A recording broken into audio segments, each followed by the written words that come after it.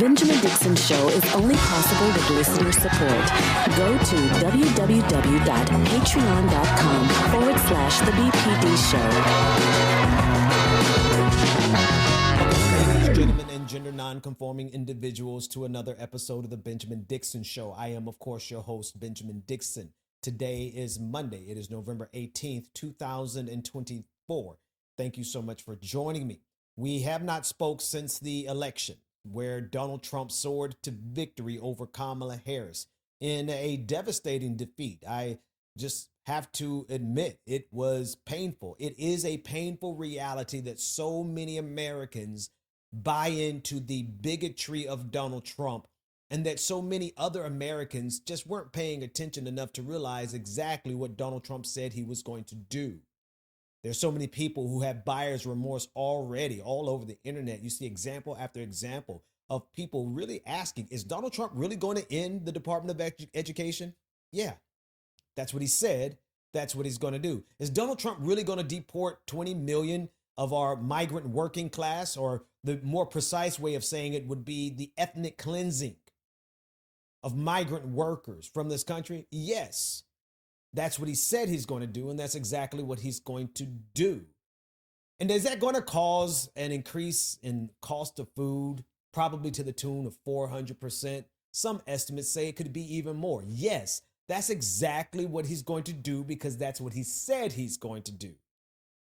And it's a little demoralizing to realize that so many Americans voted for him out of the fad and the trend that was manufactured. Talk about manufacturing consent.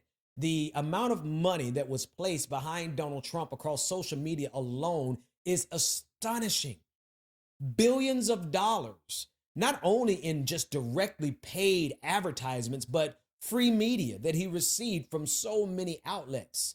Donald Trump's victory was manufactured by the manufacturing of consent. There was a rightward shift in this country, but that came as a result of years of conservative media pouring billions of dollars into right-wing voices, billionaires pouring their money into right-wing media, and with us not having a single platform in response, not of the size and the scale and the scope of so many of the platforms that have made America what it is today, a far right-wing bastion of bigotry and demagoguery.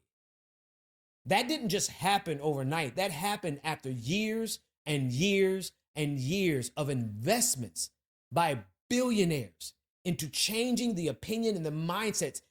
This manosphere that is really kind of at the core of this hatred and disdain for women, that didn't just come naturally, even though I'm sure there's plenty of evidence to show that there's this animus between men, especially young men, and the women that they can't get.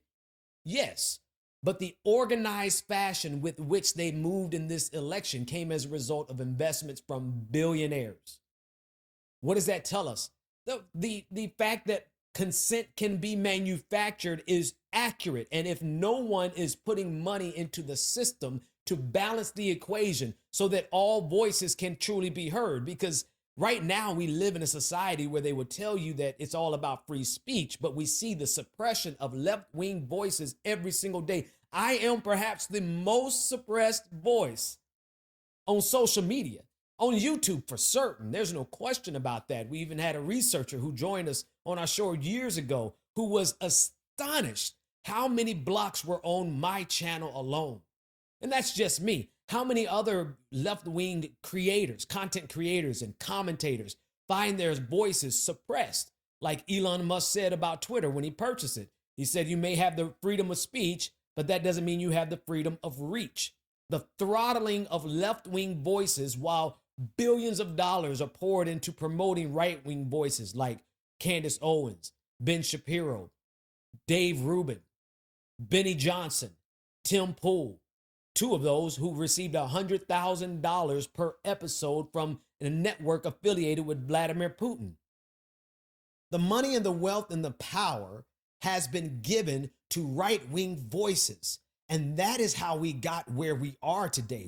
We're not here by circumstance. We're not here as a natural evolution of American society. We're here because of an intervention that money created on behalf of the powerful, and the powerful coalescing around this idea. The way that they get and keep and maintain power forever is by constantly driving a level of hatred and bigotry that can spill over into actual violence. Right now, we are a nation that's teetering on disaster. Out of inevitability? No.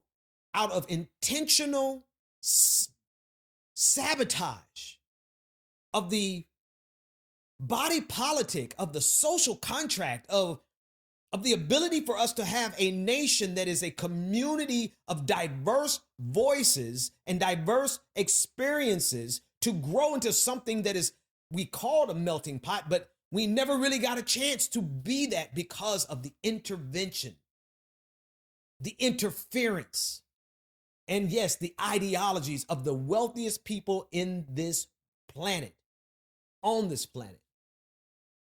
That's how we got here, because they realized here's all they need. They needed Christians. They particularly needed Christian nationalists. They needed the anti-woman movement in every form. They needed the anti-science, anti-vax coalition.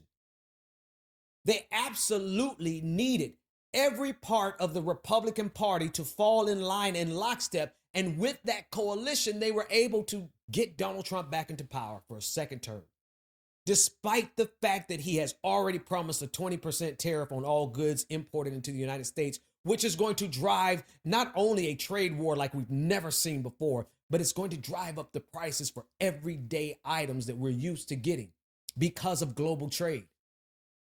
Every decision that's being made, every appointment that's being made, consider Robert Kennedy Jr., consider that appointment specifically over the Health and Human Services. Consider his position on vaccines, his position on clean water, his position on the EPA, and all of their positions on rolling back the red tape and cutting and slashing all of the government agencies and bureaucracies, as if that action in and of itself speaks of fiscal responsibility. Never mind the fact that what they're cutting is not only institutional knowledge, but they're cutting an infrastructure that helps keep you alive. The regulations that help keep us alive, because it's not capitalism that's going to protect you. Capitalism will cut corners every single opportunity that it gets. And now Donald Trump has what they want to call a mandate. When we look at the numbers, it's not actually a mandate. What he has, though, is momentum. It might be a false momentum. It might be a contrived momentum. It might be a manufactured momentum, but they have a momentum, and that momentum is targeted exactly at the places that will weaken society, where you won't be able to afford food, where you won't be able to trust the water that you're drinking. You won't be able to trust the air that you're breathing. You won't even be able to trust the medicines that you're taking, if you're even able to get access to those medicines, because we have been turned over to an anti-science conspiracy theorist over at the Department of Health and Human Services. And it's astonishing to me, but perhaps it shouldn't be, because that's such is the nature of politics in America. The majority of America simply does not pay attention until it's too late. And here we are at that point where it is too late. We have elected Donald Trump. He is appointed the absolute worst picks that you can imagine.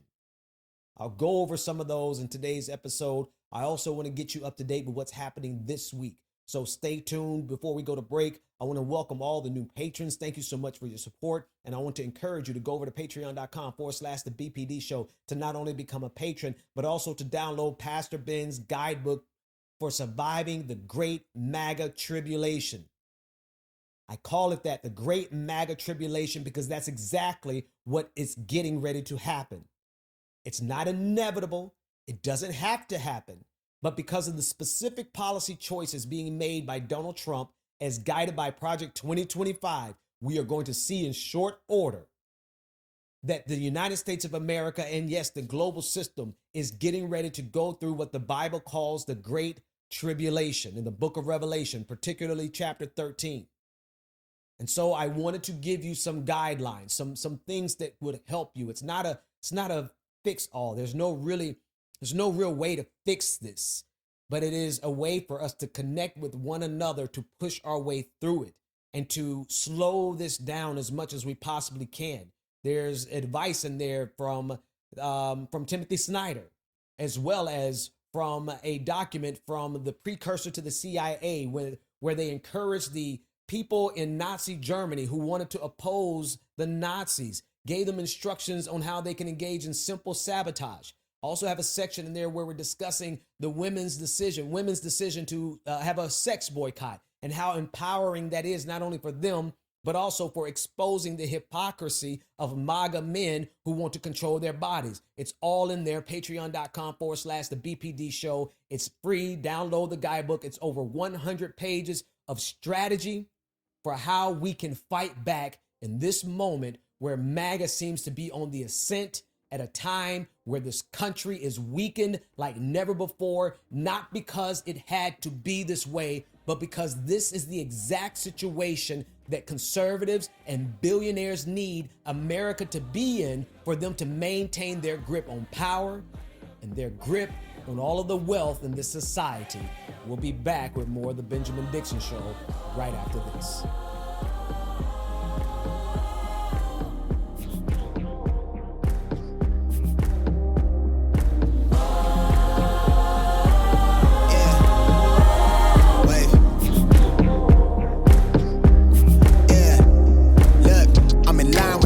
I'm in sync with the earth, 10 toes deep, flower child from the turf. I never switch sides, like even when I die, I'ma ride for the squad, light up tires in a hearse. I've been on the vibe, kinda hard to describe. I'm in between them. Welcome back to the Benjamin Dixon Show. Visit us online at thebenjamindixonshow.com.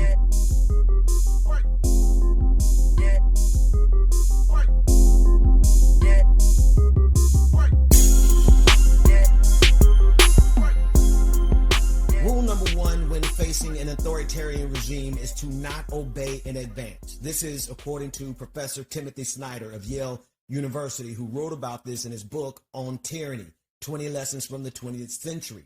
He states in that book that most of authoritarian regimes' power is freely given by people who try to triangulate in advance to make sure that they can fit into this new regime for their own personal safety, perhaps, or for their own professional advancement. This is exactly what we're seeing happening in mainstream media, and this is what's happening with Morning Joe. Joe Scarborough and Mika Brzezinski announced this morning that over the weekend they went to Mar-a-Lago and had dinner with Donald Trump, President-elect Donald Trump. Now, why does this matter? For the last 7 years, or even longer than that, Morning Joe has been in staunch opposition. They have benefited from opposing Donald Trump. Just this year alone, they called Donald Trump a fascist, which he is. Just very clearly based on his policies and what he wants to do, who he's looking to prosecute, how he's looking to silence dissent, and the entire machinations of MAGA clearly show us this is who Donald Trump is. But their song and their dance, Morning Joe's song and dance, has changed. Why? Because Donald Trump won the election. And they want to find out, as best as I can tell, how they fit or how they can fit into this new regime. We have to be very careful. I'm going to play the clip for you so that you can see it for yourself. It's not surprising, but it is rather alarming how quickly people start to fold and give in and surrender to the very forces that they know are going to be detrimental not only to America holistically, but to individual groups. And what happens is when you have mainstream media outlets who speak to millions of people every single day, every single episode, when they begin to capitulate and when they begin to surrender, it sends a signal to their viewers and their listeners, people who otherwise would stand up and stand against the authoritarianism. Well, Morning Joe and Mika Brzezinski are now telling them, hey, listen, let's all get along. Listen, let's not make this as difficult as it needs to be. Or better yet, they're saying resistance is futile. But what does that mean for those of us who are the target of Donald Trump's fury? What does that mean for those of us who are the target of Donald Trump's agenda? How do you capitulate? How do you surrender? And at least make them work hard for it. At least make Donald Trump and MAGA have to go out of their way. But if we simply lay down, as I said, if we bow down before this monstrosity that is MAGA, then we make their way easy. There's no friction, there's no resistance, there's no inertia, and so they're able to run up the scoreboard, destroying democracy in the ways that they have specifically outlined in Project 2025, in the ways that they are prepared to execute within the first 100 days. And if all of the mainstream media begins to simply lay down and say, hey, we want to get along, hey, we want to at least talk to you, then what we're going to find out is that this country falls into the arms of fascism faster than we ever could have imagined. Take a listen to this clip. Over the past week, Joe and I have heard from so many people, from political leaders to regular citizens, deeply dismayed by several of President-elect Trump's cabinet selections, and they are scared. Last Thursday, we expressed our own concerns on this broadcast and even said we would appreciate the opportunity to speak with the president-elect himself. On Friday, we were given the opportunity to do just that. Joe and I went to Mar-a-Lago to meet personally with President-elect Trump. It was the first time we have seen him in 7 years. Now, we talked about a lot of issues, including abortion, mass deportation, threats of political retribution against political opponents, and media outlets. We talked about that a good bit. And it's going to come as no surprise to anybody who watches this show, has watched it over the past year or over the past decade, that we didn't see eye to eye on a lot of issues, and we told him so. What we did agree on was to restart communications. My father often spoke with world leaders with whom he and the United States profoundly disagreed. That's a task shared by reporters and commentators alike. We had not spoken to President Trump since March of 2020, other than a personal call Joe made to Trump on the morning after the attempt on his life in Butler, Pennsylvania. In this meeting, President Trump was cheerful, he was upbeat, he seemed interested in finding common ground with Democrats on some of the most divisive issues. And for those asking why we would go speak to the president-elect during such fraught times, especially between us, I guess I would ask back, why wouldn't we? 5 years of political warfare has deeply divided Washington and the country. We have been as clear as we know how in expressing our deep concerns about President Trump's actions and words in the coarsening of public debate. But for nearly 80 million Americans, election denialism, public trials, and January 6th were not as important as the issues that moved them to send Donald Trump back to the White House with their vote. Joe and I realize it's time to do something different. And that starts with not only talking about Donald Trump, but also talking with him. Now, what's interesting about this is just a few months ago, they were calling Donald Trump a fascist, which he is. What changed? What changed? Is it the fact that they need access, journalism? They need to be able to interview the president of the United States. They need to be able to be in good graces with the president of the United States. Are they afraid to stand in opposition to what Donald Trump is doing? Does this mean that in a few years, the entire tone of Morning Joe and the entire tone and approach of MSNBC is going to be to align with Donald Trump? Does that mean that all of the people who have been supporting this program and supporting MSNBC, are they now going to find themselves inundated with Fox News type propaganda to support Donald Trump rather than to stand in opposition? And if MSNBC is not going to stand in opposition, if Morning Joe, which is one of the largest programs in this country, if they're not going to stand in opposition, then who will? Or are we as a nation going to give Donald Trump a free pass to do whatever he wants to do, regardless of the implications for the groups that he's targeting? despite the fact that if Donald Trump deports 20 million of the migrant working class, that the food prices in this country will skyrocket to prices that we can't simply not afford. Does that mean that we sit back and allow that to happen without any opposition whatsoever, without anyone continuing to sound the alarm? It is as if they have already calculated that there's nothing that they can do or nothing that they're willing to try. They're not willing to put themselves out there in order to take a stand in this moment when we need people to take a stand more than anything else. Right now, today, we need people who are fearless in their opposition to Donald Trump. We simply cannot afford to allow the entirety of the discourse, the Overton window in the United States of America, to close and consolidate around the ideologies of Donald Trump, which are anathema, which are completely destructive to the human spirit, to the American experiment, to democracy as a whole. If all we do is say, hey, he won, let's go along with it, without even so much as deconstructing how we got here. We did not get here simply because the American people love Donald Trump. We got here because of the media. We got here because of Fox News, Newsmax, OANN, and all of the echo chamber, all of the hundreds of programs and streams and YouTube channels that are propped up by right-wing money in order to change the opinion of the masses. They know exactly how powerful mass media is.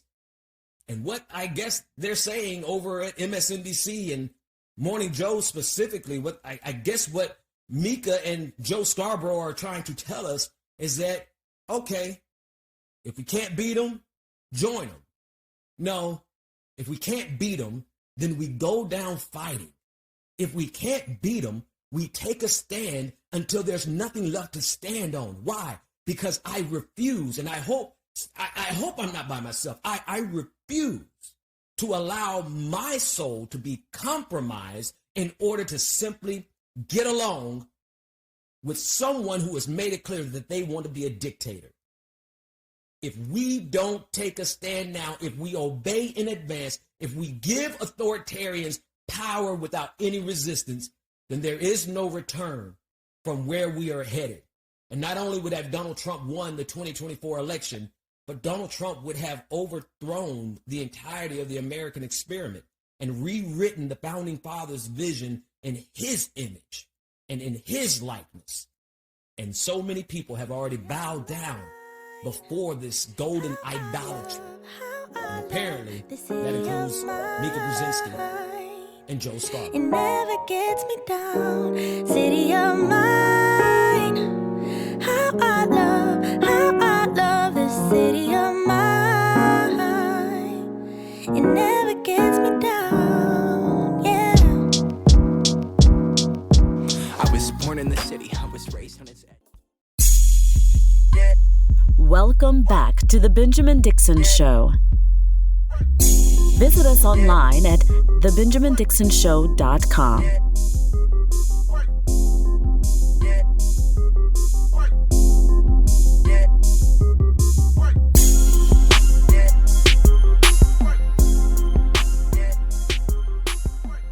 Ryan Walters is the state superintendent of schools for the state of Oklahoma. Now, we've covered him in recent weeks because of his allocation of $6 million worth of taxpayer funds for the purchase of 50,000 Donald Trump Bibles. These are Bibles endorsed by Donald Trump for which he gets a royalty, a kickback on. These are 50,000 Bibles that he is now flooding. Ryan Walters is flooding the state of Oklahoma with, forcing them into the classrooms of every student.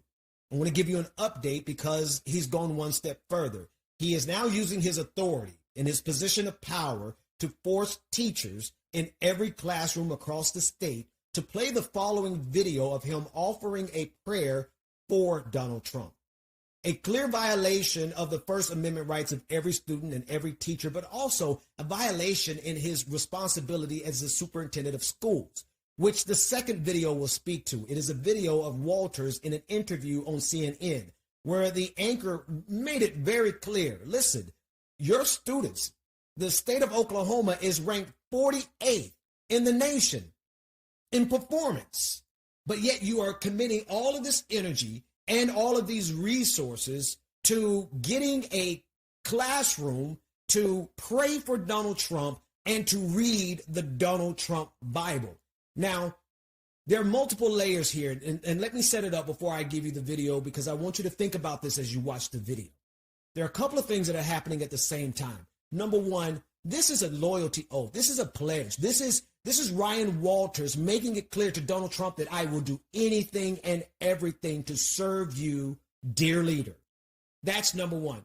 Number two, this is a clear play for Christian fascists in this nation, Christian nationalists who want to force the nation to be Christian, which as a pastor, I can tell you is impossible. You cannot force anyone to be Christian and do it authentically, because the Bible does not give you that framework. You simply can't force people to become Christian. But it's not even so much about the Christianity part. It is the compulsion and the control. They want to be able to force people, students, women, everyone to do what they say and control the range of their possibilities.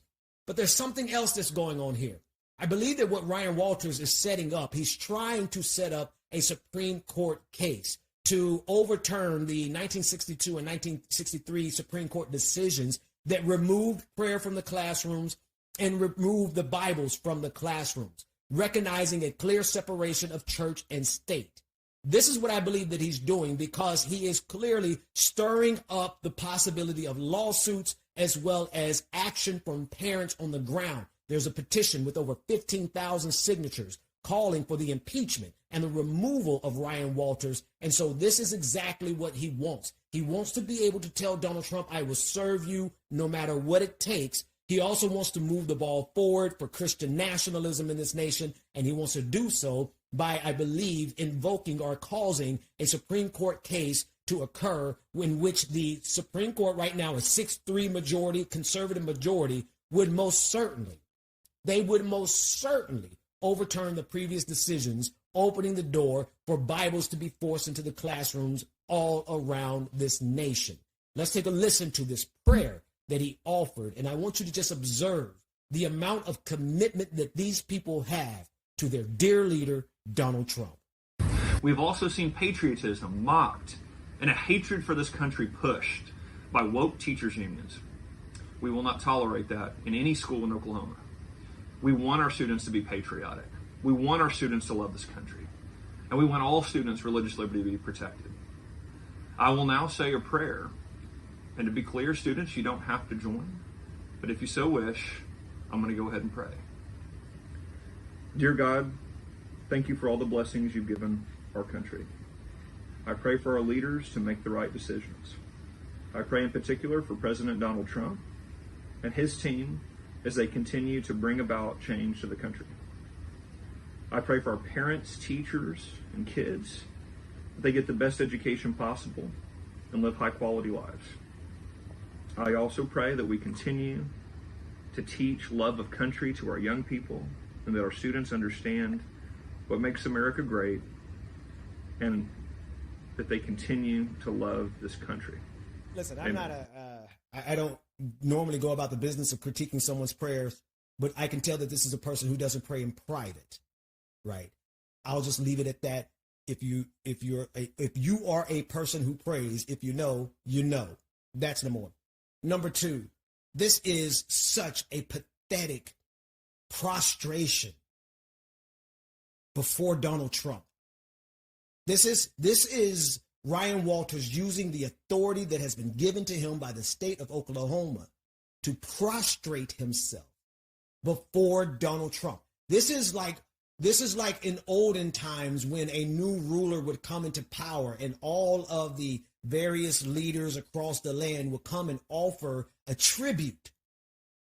Ryan Walters has offered Donald Trump a tribute in terms of $6 million worth of purchases of his Bible, as well as now having the students of Oklahoma pray on his behalf. This is what he is focused on versus the fact that his state is performing 48th out of the entire nation. Listen to this interview that he just had with CNN that outlines this very fact. Let's talk about Oklahoma history, because Oklahoma is 48th in the country when it comes to education. It's ranked 48th in the country. Your critics say the money that you're spending on the Bible, I'm putting Bibles in every classroom, you've asked for $6 million, should be spent in other ways to better educate the students, because they're very worried about where Oklahoma is ranked in the education system. What do you say to that? We are in the middle of a turnaround here because we are following President Trump's agenda. This is the agenda for the entire country. We have school choice. We have merit pay. We are rejecting this left-wing ideology in the classroom. We are promoting American exceptionalism. And look, we are pressing students forward to see academic outcomes improve. We've seen record improvement. Record numbers of schools are improving here in Oklahoma. That's what you're going to see for the whole country under President Trump. And again, you continue to see critics, they act like I'm controversial because I'm creating change in a status quo system that has failed kids and failed parents. It's hilarious to me. He has been state superintendent of schools for nearly an entire term. And yet he is still positioning this as a turnaround, and he's trying to, no, you have had time, Ryan Walters, to address some of the core underlying issues for the state of Oklahoma. And what you have done instead is use your power as the state superintendent of schools to further enrich Donald Trump with a tribute of $6 million of purchases of his Bible, as well as now forcing the students in the state to pray for Donald Trump. And listen how he seamlessly conflates anyone who opposes this with leftism, as if it is a leftist idea to have the separation of church and state. That was enshrined in the Constitution. That is an idea from the founding fathers. That is something that did not come from the left, even though those of us on the left do support the separation of church and state. And here's why I support it as a pastor. I support it because which version of Christianity are we going to go with, Ryan? Clearly, you would oppose the liberation theology that preaches that we should care for the least of these, that preaches that we should care for the immigrant, that preaches quite literally what Jesus taught us to preach. You would oppose that because you would dismiss it as leftism.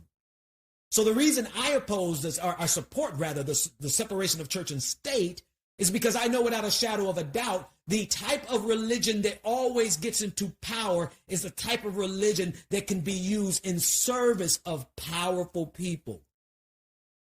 When the Bible is very clear, sorry, I don't mean to preach to you all, but the Bible is very clear that power should be used for the least of these. Take a look at Luke, the 22nd chapter, the 25th and the 26th verse, where Jesus made it clear that those in power should use their power for the least of these. That's not the type of Christianity that they're going to put into the classrooms of Oklahoma.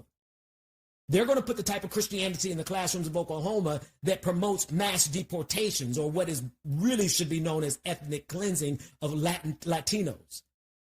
The type of Christianity that they would put into power in this nation is the one that exploits the least of these and does so for the benefit of the richest in this country. It's the type of Christianity that wants to charge you for your health care instead of having a health care system that simply heals people. It is the type of Christianity that is quite honestly antithetical to who Jesus was and is. So the reason I support the separation of church and state is because I know that every time we have seen in history where religion gets into bed with the state, with government power, we've seen some of the greatest abuses of power and the most extreme examples of violence throughout world history without fail. But when you elect people whose commitment is more to Donald Trump than God, by the way, let's just be sure. This guy's commitment is more to Donald Trump than God, no questions asked. And when you elect those type of sycophants into power, you should expect the kind of clown show that we're getting.